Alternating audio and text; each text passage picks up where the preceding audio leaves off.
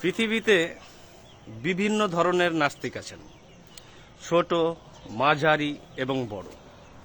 দার্শনিক লেভেলেও বড় বড় নাস্তিক আছেন। বিজ্ঞানের বিভিন্ন স্তরে নাস্তিকরা আছেন, সাধারণ নাস্তিক আছেন।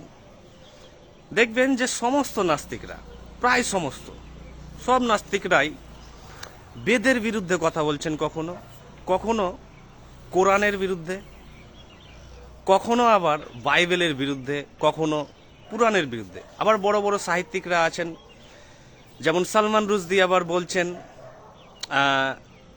কোরআনের বিরুদ্ধে। আবার পুরাণ অর্থাৎ পৌরাণিক যে কাহিনী আছে হিন্দু, তিনি বলছেন যে সমুদ্র মন্থনের মাধ্যমে এই মহাবিশ্ব সৃষ্টি হয়নি। ওকে, তো যত ধরনের নাস্তিক আছে সবাই কিন্তু মিথোলজি বা পৌরাণিক কাহিনীর মধ্যে অসঙ্গতি দেখার চেষ্টা করেন বা খোঁজার চেষ্টা করেন, দিয়ে তারা তাদের বক্তব্য দেন, দিয়ে তারা দাবি করেন ইয়েস আমরা এবার নাস্তিক। ঠিক আছে, কিন্তু কোন নাস্তিকে কখনো বেদান্ত দর্শনের বিরুদ্ধে কথা বলতে দেখেছেন, অর্থাৎ উপনিষদের বিরুদ্ধে? না, নেই। কখনো আপনি সাংখ্য দর্শনের বিরুদ্ধে এইসব নাস্তিকদের কথা বলতে দেখেছেন? না।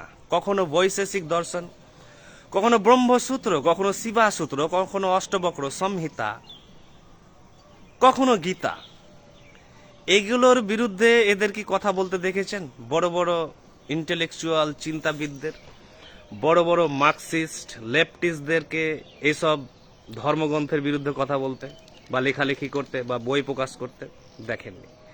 তারা যদি এগুলোর বিরুদ্ধে কথা বলতেন, উপনিষদের বিরুদ্ধে, সাংখ্য দর্শনের বিরুদ্ধে, তাহলে তারাই ঋষি হয়ে যেতেন, অর্থাৎ তারাই বড় মাপের দার্শনিক হয়ে যেতে পারতেন সনাতন ধর্মের ট্র্যাডিশনে।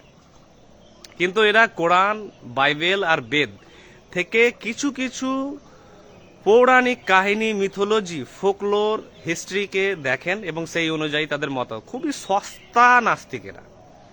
আমার জীবনে যতগুলো নাস্তিক দেখেছি আমি, একাডেমিক লাইফে, দার্শনিক লেভেলে, বন্ধু বান্ধবদের মহলে, আবার অনেকে নাস্তিক্য.com বলে হাজারো ভ্যারাইটি চ্যানেল খুলে বসে আছেন ইউটিউবে, তারা মানুষকে আলোকিত করছেন। সব হচ্ছে গড়পরতা আর প্রচন্ড ইন্টেলেকচুয়ালি লো লেভেলের লোক সব। আপনাদেরকে বলছি, আপনারা যে নাস্তিক, আপনারা উপনিষদের বিরুদ্ধে কেন কথা বলতে পারছেন না? আপনারা সাংখ্য দর্শনের বিরুদ্ধে কথা বলতে পারছেন না? বৈশেষিক, নৈয়ায়িক দর্শন, ব্রহ্মসূত্র, অষ্টবক্র সংহিতা, শিবাসূত্র, এগুলোর বিরুদ্ধে কথা বলুন। কত বড় আপনি বিদ্বান, পণ্ডিত, বুদ্ধিজীবী, চিন্তাবিদ, দার্শনিক, কত বড় সৃজনশীল আপনি ব্যক্তি, কত বড় ক্রিয়েটিভ ব্যক্তি আপনি, কত বড় ইন্টেলেকচুয়াল গোছের লোক আপনি, তার বেলায় নেই। সব হচ্ছে পুরাণের কাহিনী।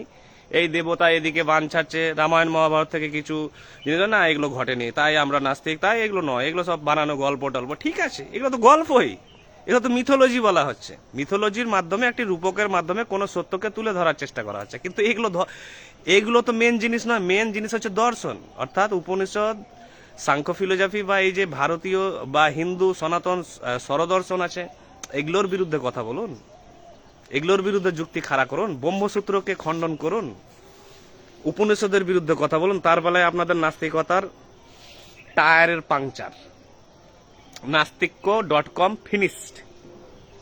আর তেমনটাই হয়েছে তাদের শ্রোতা। হ্যাঁ, তাই তো বলছে যে এই এই জিনিস হওয়া সম্ভব নয়, এই জিনিস হওয়া সম্ভব নয়, গড বা আল্লাহ এগুলো করতে পারে না। এই সংক্রান্ত লো লেভেলের জিনিস নিয়ে এরা সাধারণ মানুষকে বোঝাচ্ছে যে না, গড নেই, গড নেই, গড নেই, বা এগুলো ভুল ভুল ভুল। যেদিন আপনি উপনিষদের বিরুদ্ধে আসবেন, আর আমার সাথে স্পেশাল ইউটিউবে বা যে কোনো আমি যে দর্শনগুলো বললাম, সেদিন আমিও আপনার মতোই নাস্তিক হব। ইনভাইট করছি সবাইকে, ফেসবুক লাইভে বা ইউটিউব লাইভে আসুন। দুর্ধর্ষ দার্শনিক বৈজ্ঞানিক আলোচনা হোক, দেখা যাক কে কোথায় দাঁড়ায়। Thank you.